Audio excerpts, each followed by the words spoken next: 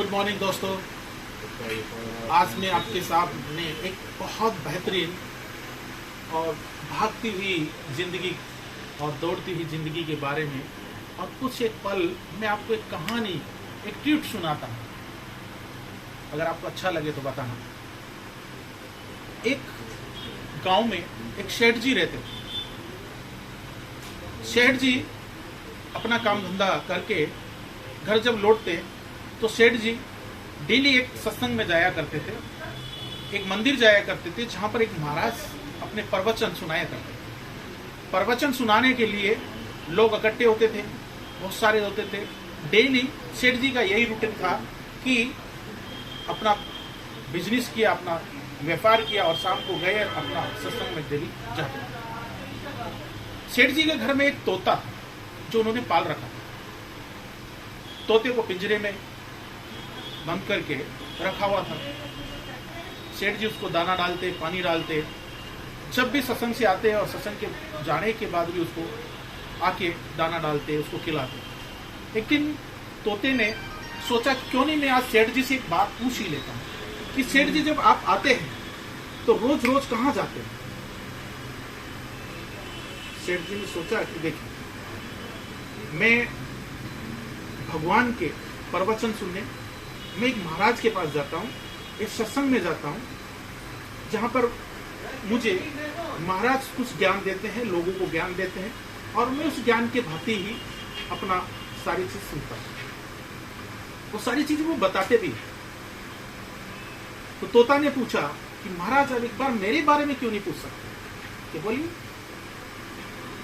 तोता ने पूछा कि आप महाराज से ये जरूर पूछना कि मेरी आजादी कब है, मैं आजाद कब हूं। सेठ जी अचंभे हुए और सेठ जी ने माना, चलो महाराज से पूछ ही लेते हैं। सेठ जी दूसरे दिन जाते हैं। दूसरे दिन जाके जब सत्संग चलता रहता है, महाराज के प्रवचन होते हैं, महाराज देखते हैं लोग बाग निकल रहे हैं। सेठ जी को एकांत में जब मिलते हैं, सेठ महाराज जब नीचे उतरते तो सेठ जी ने चुपके से पूछते कि महाराज एक आपसे आज्ञा है, एक चीज मैं पूछना चाहता हूं आपसे। तो बोलिए। बोलिए सेठ जी, क्या समस्या है। कि सेठ जी कहते हैं समस्या तो कुछ नहीं है, एक अर्जी थी मेरी, जो वो अर्जी आपके तक किसी ने बोला है पहुंचाने का। बोलिए। कि महाराज मेरे घर में मैंने तोता पाल रखा है। वो तोता बोल रहा है कि मैं आजाद कब हुआ। ये सेठ जी ने मेरे से बोल के आपसे पूछने के लिए बोला है कि आप महाराज से पूछें कि मेरी आजादी कब होगी, मेरे यहाँ से आजाद कब हुआ या मैं यहाँ से कब निकलूं। सेठ जी ने महाराज को जब बोला, सेठ जी की बात सुनते ही महाराज बेहोश होकर नीचे गिर जाते हैं। तुरंत लोग बाग उठाते हैं और सेठ जी वहां से निकल लेते हैं कि तोते का भी किस्मत खराब है। वो भी अपने तोते की किस्मत को रोता है कि तोते का किस्मत खराब है, मैं क्या कर सकता हूं जब महाराज ही नहीं चाहते हैं कि तोता आजाद हो। सेठ जी अपना वापस घर आते हैं, तोते को कुछ खिलाते हैं। तोता बोलता है कि महाराज आपने मेरे बारे में पूछा। हाँ पूछा, मैं क्या कर सकता हूँ। जब मैंने आपके बारे में महाराज से पूछा कि मेरा तोता ने ये जब बोला है कि मैं आजाद कब हूँगा, तो इतना किस्मत तुम्हारा खराब है कि महाराज बेहोश होकर नीचे गिर गया। तोता के मन में खुशी सी, तोता उछलने लगा, मन ही मन में खुश हो रहा था और उसने तोते ने अपना दोनों आंखें बंद करी और तोता अपना खाना खा के बैठ गया। सेठ जी अपने काम में लग जाते हैं। 1-1.5 घंटे बाद में जब देखते हैं सेठ जी कि तोता भी बेहोश होके अपने पिंजरे में पड़ा है।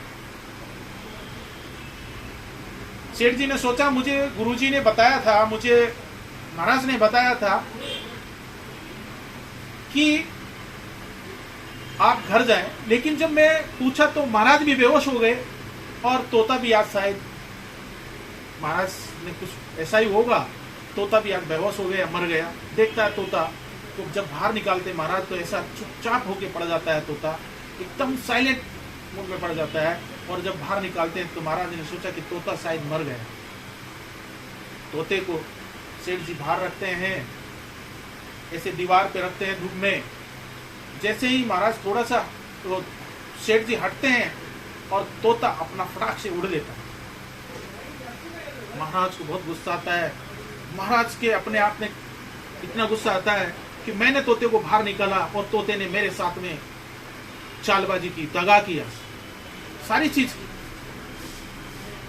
सेठ जी खाना नहीं खा पाए। सेठ जी ने सोचा मेरे साथ में किसी ने दगा नहीं किया, मैंने खाया, खिलाया, पिलाया, सारी चीज किया, लेकिन फिर भी वो नहीं माना और मेरे से दगा करके उड़ गया, बेहोशी का नाटक करके उड़ गया। सेठ जी गुस्से में थे। सेठ जी दूसरे दिन इंतजार था कि मैं महाराज के पास जाऊंगा। जैसे ही सेठ जी महाराज के प्रवचन में जाते हैं तो महाराज ने पूछा कि सेठ जी कैसे हैं? कि महाराज कैसे बताऊं, आपने जो कल मैंने आपसे पूछा था कि तोता कब आजाद होगा, तो महाराज आप बेहोश हो गए और वो भी बेहोश हो गया था, लेकिन उसने मेरे साथ चीटिंग किया। मैंने सोचा वो खत्म हो गया या वो मर चुका है। मैंने बाहर निकाला और तोता 2 मिनट बाद में अपने वहां से उड़ लिया, इसलिए मैंने सोचा कि वो मेरे से चीटिंग कर लिया।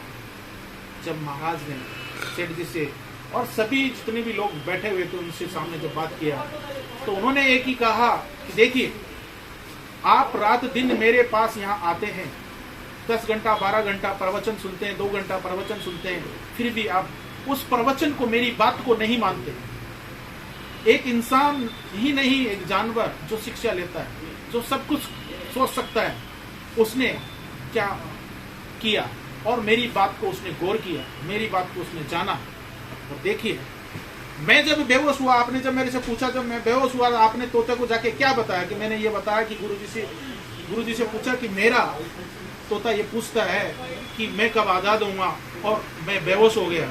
आप जैसे ही आपने उसको बोला कि गुरुजी ने क्या बताया, और आपने कहा कि वो महाराज से जब मैंने पूछा कि तोता आजाद कब होगा, तो मैं बेहोश हो गया और तोता समझ लिया कि महाराज ने मेरे को संदेश भेजा है सेठ जी के अकॉर्डिंग कि मैं भी यही करके बेहोश हो जाता हूँ, और तोता उसी कारण पिंजरे में बंद हो जाता है, जो बंद था वो बेहोश हो जाता है। और जब आपने सोचा मर गया, उसने सोचा गुरुजी के उन्होंने आज्ञा ली और वो वहां से आजाद हो जाता है। तो यही शिक्षा का और इसी कहानी का संदेश, इस कहानी का यही एक संदेश जाता है।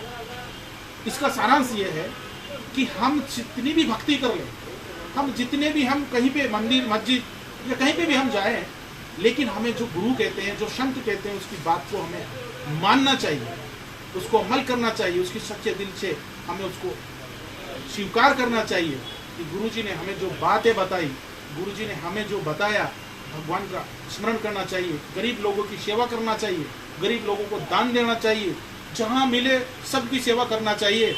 इसका सारांश यही होता है कि गुरुजी की बात मानते हुए जिस जानवर ने मेरी बात को इशारे में समझ लिया, आप तो मेरे साथ साथ डेली आप प्रवचन सुनते हैं, लेकिन मैं तो यही कहता हूँ कि आप मेरी बात को नहीं मानते, बात को, संत की बात को मानिए, गुरुजी की बात को मानिए। सच कहता हूँ कि भगवान अपना अपना सबका सुनता है। आपको कैसा लगा? Thank you very much.